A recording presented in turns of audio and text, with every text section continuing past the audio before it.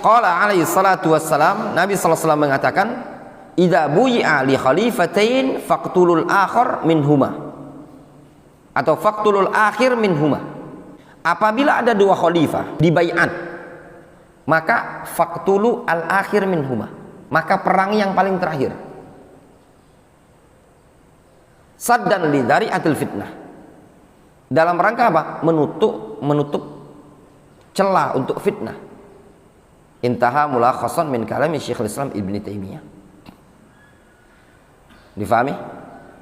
Ini pemerintah resmi siapa? Pemerintah resmi kalau di Indonesia Jokowi.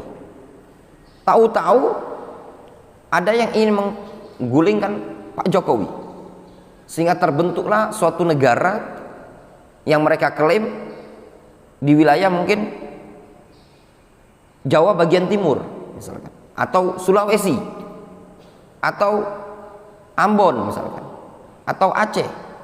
Maka yang terakhir ini yang diperangi. Difahami ya? Itu yang diperangi.